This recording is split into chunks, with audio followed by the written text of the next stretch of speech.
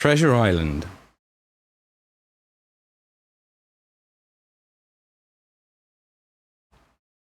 Picture of the captain there. Treasure Island by Robert Louis Stevenson.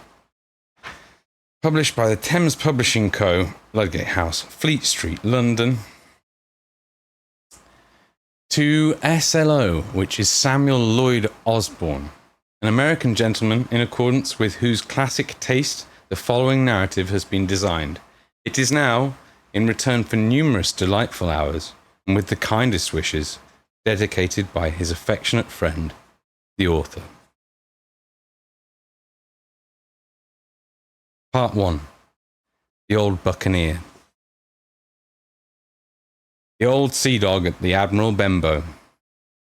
Squire Trelawney, Dr. Livesley, and the rest of these gentlemen, having asked me to write down the whole particulars about Treasure Island, from the beginning to the end, keep nothing back but the bearings of the island, and that only because there is still treasure not yet lifted, I take up my pen in the year of grace, 17, and then he scores the last 2 years out, and go back to the time when my father kept the Admiral Benbow Inn, and the brown old seaman with the sabre cut first took up his lodgings under our roof. I remember him as if it were yesterday, as he came plodding to the inn door, his sea chest following behind him in a hand barrow. A tall, strong, heavy, nut-brown man, his tarried pigtail falling over his shoulders of his soiled blue coat, his hands ragged and scarred, with black, broken nails, and the sabre cut across one cheek, a dirty, livid white. I remember him looking around the cove and whistling to himself as he did so, and then breaking out in that old sea song that he sang so often afterwards. 15 men on the dead man's chest, yo-ho-ho, and a bottle of rum. In the high, old, tottering voice that seemed to have been tuned and broken at the capstan's bar. Then he rapped on the door with a bit of stick like a handspike that he carried, and when my father appeared, called roughly for a glass of rum. This, when it was brought to him, he drank slowly, like a connoisseur, lingering on the taste, and still looking about him at the cliffs up at our signboards. "This is a handy cove," he says at length, "and a pleasant situated grog shop. Much company, mate?" My father told him no, very little company, the more was the pity. "Well then," he said, "this is the berth for me. Here, you matey," he cried to the man who trundled the barrow. "Bring up alongside and help up my chest. I'll stay here a bit," he continued. "I'm a plain man. Rum and bacon and eggs is what I want, and that head up there for to watch ships off. What you might call me? You might call me captain. Oh, I see what you're at there," and he threw down 3 or 4 gold pieces on the threshold. "You can tell me when I've worked through that," he says, looking as fierce as a commander. And indeed, bad as his clothes were, and coarsely as he spoke, he had none of the appearance of a man who sailed before the mast, but seemed like a mate or skipper, accustomed to be obeyed or to strike. The man who came with the barrow told us the mail he had set him down the morning before at the Royal George, that he had inquired what inns there were along the coast, and hearing ours well spoken of, I suppose, and described as lonely, had chosen it from the others for his place of residence. And that was all we could learn of our guest. He was a very silent man by custom. All day he hung round the cove, or upon the cliffs, with a brass telescope. All evening he sat in a corner of the parlour next to the fire, and drank rum and water very strong. Mostly he would not speak when spoken to, only look up suddenly and fierce, and blow through his nose like a foghorn. And we and the people who came about our house soon learned to let him be. Every day, when he came back from his stroll, he would ask if any seafaring man had gone by along the road. At first we thought it was the want of company of his own kind that made him ask this question, but at last we began to see he was desirous to avoid them. When a seaman put up at the Admiral Benbow, as now and then did some, and then some did, and now and then some did, making by the coast road for Bristol. He would look in at him through the curtained door before he entered the parlour, and he was always sure to be as silent as a mouse when any such was present. For me, at least, there was no secret about the matter, for I was, in a way, a sharer in his alarms. He had taken me aside one day, and promised me a silver fourpenny on the first of every month if I would only keep my weather eye open for a seafaring man with one leg, and let him know the moment he appeared. Often enough, when the first of the month came around, and I applied to him for my wage, he would only blow through his nose at me and stare me down. But before the week was out, he was sure to think better of it, bring me my fourpenny piece, and repeat his orders to look out for the seafaring man with one leg. How that personage haunted my dreams, I need scarcely tell you. How that personage haunted my dreams, I need scarcely tell you. On stormy nights when the wind shook the four corners of the house, and the surf roared along the cove and up the cliffs, I would see him in 1,000 forms, and with 1,000 diabolical expressions. Now the leg would be cut off at the knee, now at the hip.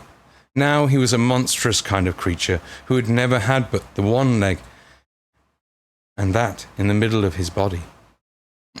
That is a wild sentence. I'm going to have to go that again. Now the leg would be cut off at the knee, now at the hip. Now he was a monstrous kind of creature who had never had but the one leg, and that in the middle of his body. To see him leap and run and pursue me over hedge and ditch was the worst of nightmares. And altogether I paid pretty dear for my monthly fourpenny piece in the shape of these abominable fancies. But though I was so terrified by the idea of the seafaring man with one leg, I was far less afraid of the captain himself than anybody else who knew him. There were nights when he took a deal more rum and water than his head would carry, and then he would sometimes sit and sing his wicked old wild sea songs, minding nobody. But sometimes he would call for glasses round and force all the trembling company to listen to his stories or bear a chorus to his singing. Often I have heard the house shaking with "Yo ho ho" and a bottle of rum, all the neighbours joining in for dear life with the fear of death upon them, and each singing louder than the other to avoid remark. For in these fits he was the most overriding companion ever known. He would slap his hand on the table for silence all around. He would fly up in a passion of anger at a question, or sometimes because none was put, and so he judged the company was not following his story. Nor would he allow anyone to leave the inn till he had drunk himself sleepy and reeled off to bed. His stories were what frightened people worst of all. Dreadful stories they were, about hanging and walking the plank, and storms at sea, and the dry Tortugas, and the wild deeds and places on the Spanish Main.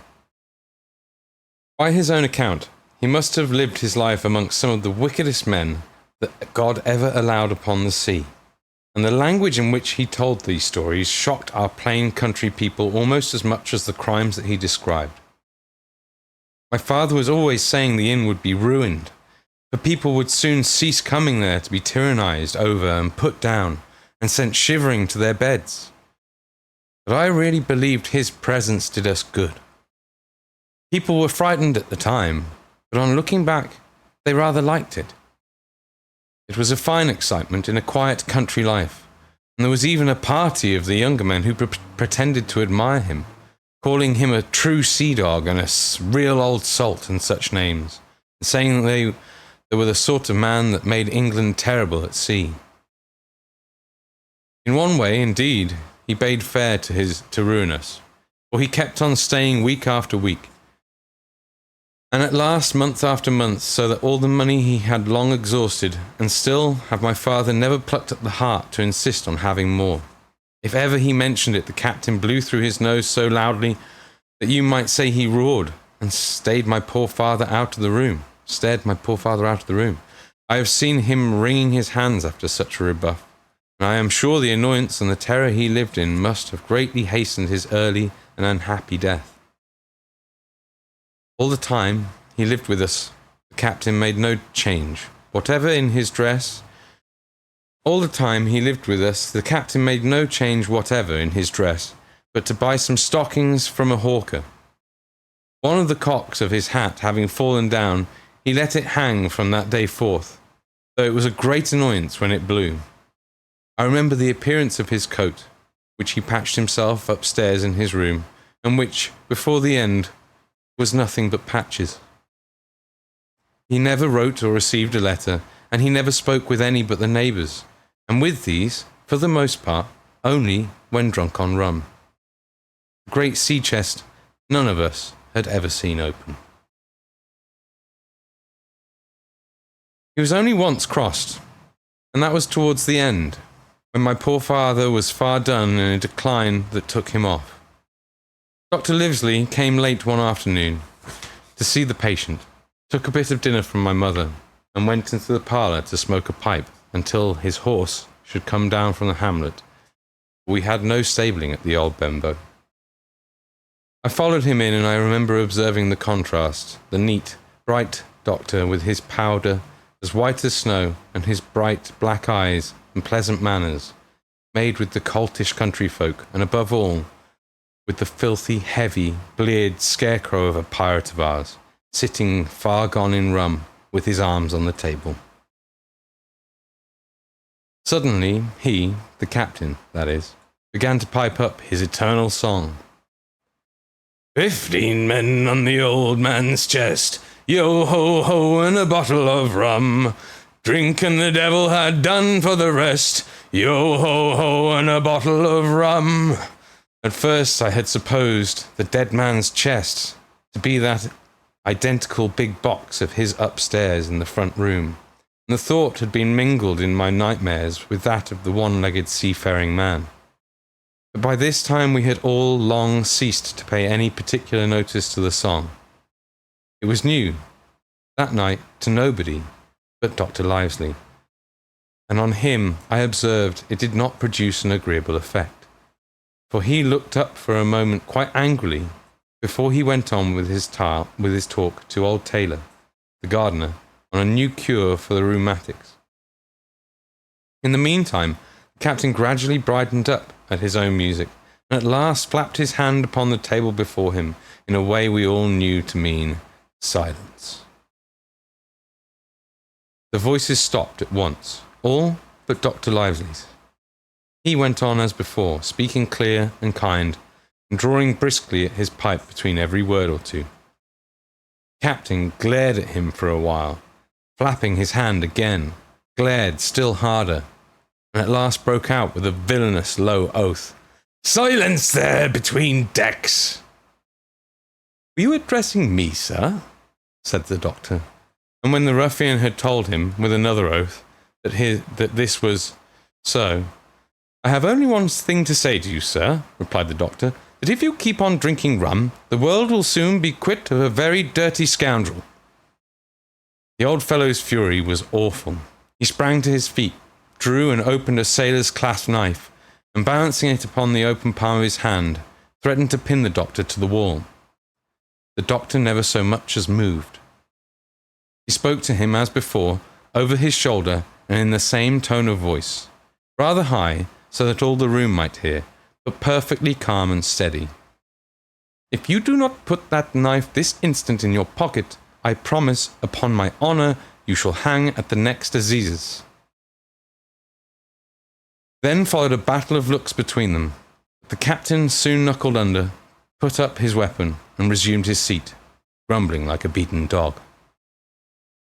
"And now, sir," continued the doctor, since I now know there's such a fellow in my district, you may count I'll have an eye upon you day and night. I'm not a doctor only, I'm a magistrate, and if I catch a breath of complaint against you, it's only for a piece of incivility.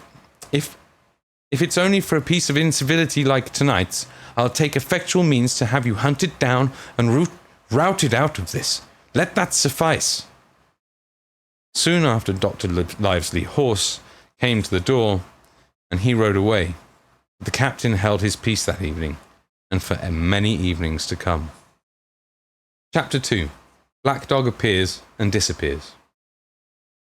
It was not very long after this that there occurred the first of the mysterious events that rid us at last of the captain, though not, as you will see, of his affairs.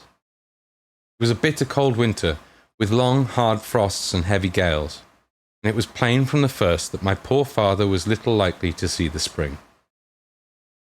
He sank daily, and my mother and I had all the inn upon our hands, and were kept busy enough without paying much regard to our unpleasant guest. It was one January morning, very early, a pinching, frosty morning. The cove all grey with hoar-frost, the ripple lapping softly on the stones, the sun still low and only touching the hilltops and shining far to seaward. The captain had risen earlier than usual and set out down the beach, his cutlass swinging upon the broad skirt of the old blue coat, his brass telescope under his arm, his hat tilted back upon his head. I remembered his breath hanging like smoke in his wake as he strode off, and the last sound I heard of him as he turned the big rock was a snort of indignation, as though his mind was still running upon Dr. Livesley. Well, Mother was upstairs with Father, and I was laying the breakfast table against the captain's return, when the parlour door opened and a man stepped in on whom I had never set my eyes before. He was a pale, tallowy creature, wanting 2 fingers of the left hand, and though he wore a cutlass, he did not look much like a fighter. I had always my eye open for seafaring men with 1 leg or 2, and I remembered this one puzzled me. He was not sailorly, and yet he had a smack of the sea about him too. I asked him what was for his service, and he said he would take rum, but as I was going out of the room to fetch it, he sat down upon a table and motioned me to draw near. I paused where I was, with my napkin in my hand. "Come here, sonny," he says. "Come nearer here." I took a step nearer. "Is this here table for my mate Bill?" he asked, with a kind of leer. I told him I did not know his mate Bill, and this was for a person who stayed in our house, whom we called the captain. "Well," he said, "my mate Bill would be called the captain as like as not. He had a cut on 1 cheek, and a mighty pleasant way with him, particularly in drink, as my mate Bill.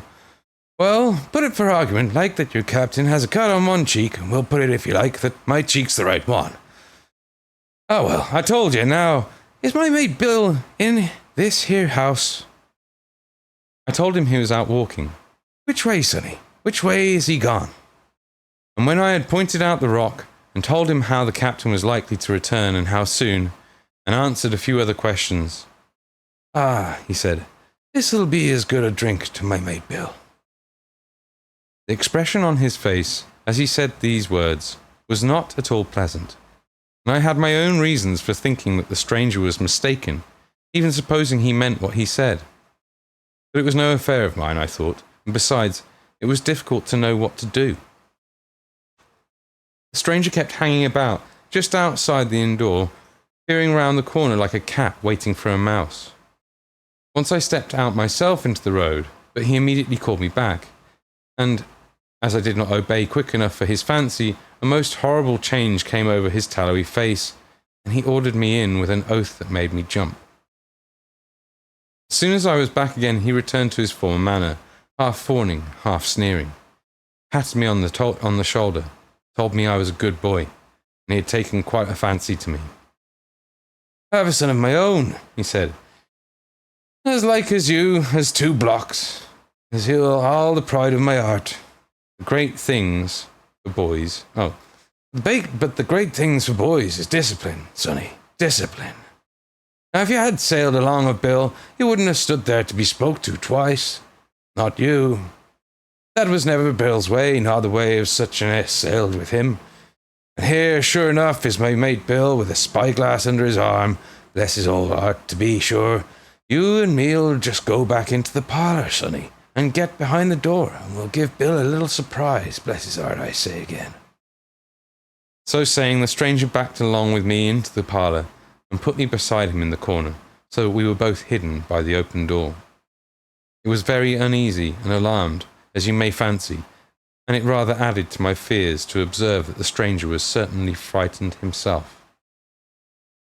He cleared the hilt of his cutlass and loosened the blade in the sheath, and all the time we were waiting there, he kept swallowing, as if he felt what we used to call a lump in the throat.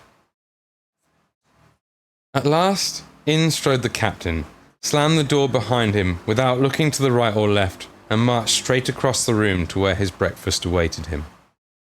"Bill," said the stranger in a voice that I thought he had tried to make bold and big. The captain spun round on his heel and fronted us. All the brown had gone out of his face, and even his nose was blue. He had the look of a man who had seen a ghost, or the evil one, or something worse, if anything can be, and upon my word, I felt sorry to see him, all in a moment, turn so old and sick. "Come, Bill, you know me. You know an old shipmate, Bill, surely," said the stranger. The captain made a sort of gasp. "Black Dog," he said. Said he. "And who else?" returned the other, getting more at his ease. "Black Dog as ever was, come for see his old shipmate Billy at the Admiral Benbow Inn. Ah, Bill, Bill, we have seen a sight of times, us two, since I lost them 2 talons," holding up his mutilated hand. "Now look here," said the captain, "you've run me down, here I am. Well, then speak up, what is it?" "That's you, Bill," returned Black Dog. "You're in the right of it, Billy. I'll have a glass of rum from this dear child here, as I've took such a liking to, and we'll sit down, if you please, and talk square, like old shipmates." When I returned with rum, they were already seated, one either side of the captain's breakfast table. Black Dog next to the door, and sitting sideways so as to have one eye on his old shipmate, and one, as I thought, on his retreat. He bade me go and leave the door wide open.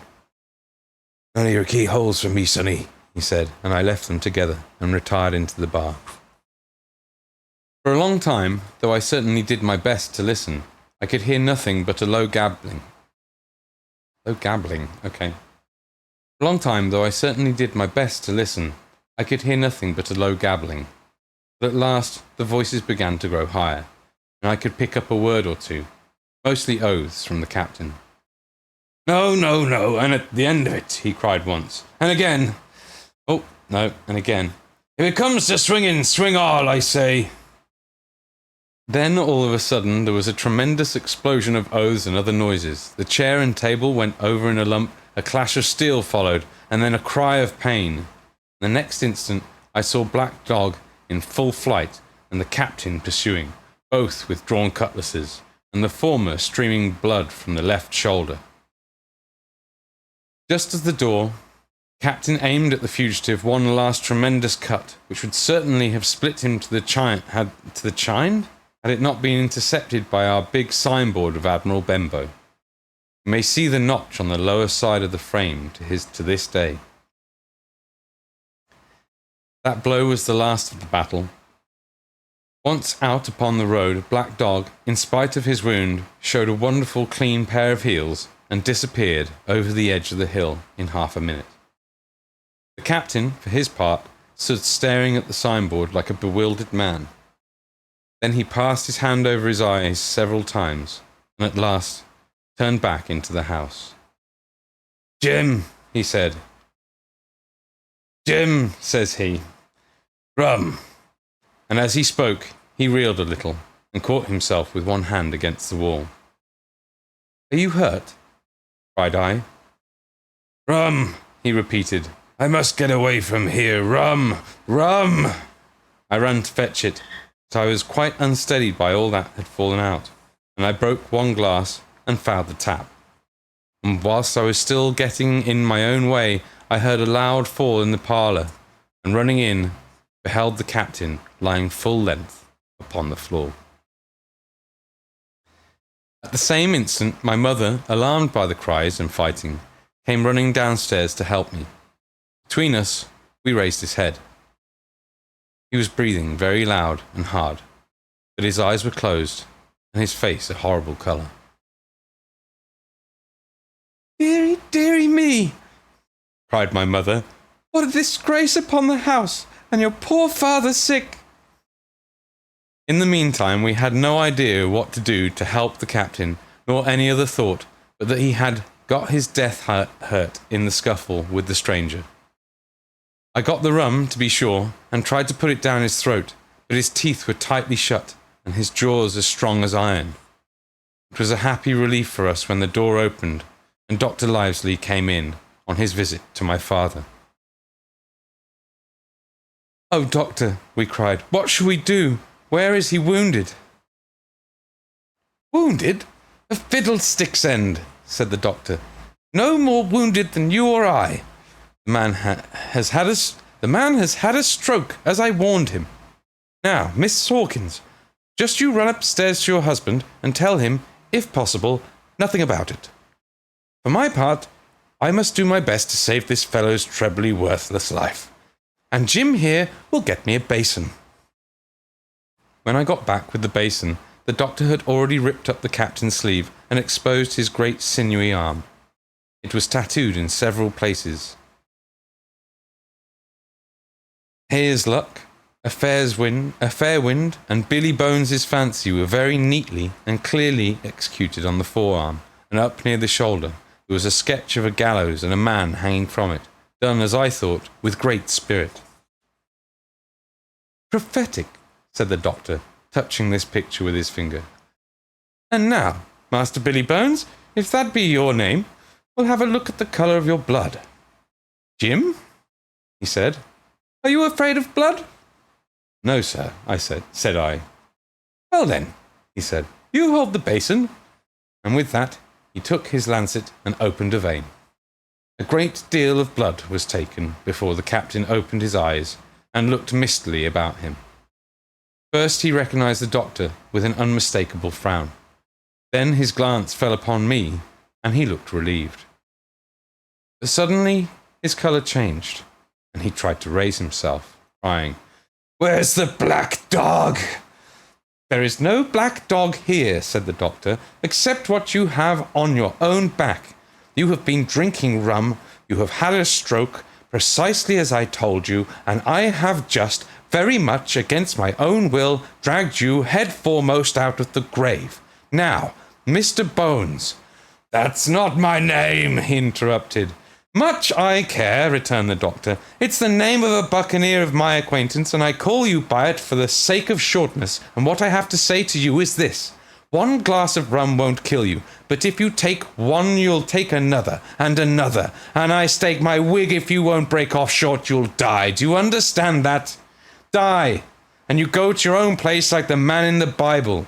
Come now, make an effort. I'll help you to your bed for once." Between us, with much trouble, we managed to hoist him upstairs, and laid him on his bed, where his head fell back on the pillow, as if he were almost fainting. "Now, mind you," said the doctor, "I clear my conscience, the name of rum for you is death." With that, he went off to see my father, taking me with him by the arm. "This is nothing," he said as soon as he had closed the door. "I have drawn blood enough to keep him quite a while. He should lie for a week where he is. That is the best thing for him, and you, but another stroke would settle him." There you go. Black Doge! If you enjoyed that episode of Mad Cat Audiobooks, don't forget to like, subscribe, and click the bell for future notifications on releases on Audible and iTunes. Support me on patreon.com/TheMiniMadCat and commission a reading via Fiverr/MiniMadCat. Thanks for listening. Question everything and have fun.